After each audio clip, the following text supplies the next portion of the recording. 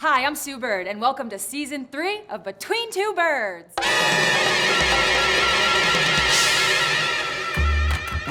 I've done games in front of literally 20 million people at one time, and I've never been more nervous than I am right this moment. Just be natural. Just be normal. I literally don't understand, but like, let's just do it. Nice mask. Buttons. Little button. You have buttons. Mine's Velcro. This one requires so much energy on my part, guys. I just want you to be aware. I didn't want to do that. I felt bad. I was like, Jordan, chicken, just something. Right. Say a bird. Actually, cut that. What did you say? You know a flying V? No,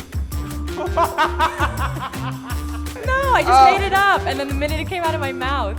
We've done things before with the flying V. Do I look cute with the mask on, though, is what I want to know.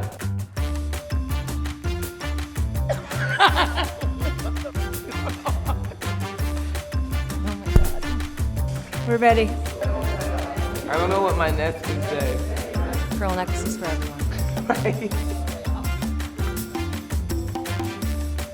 Thank you. What an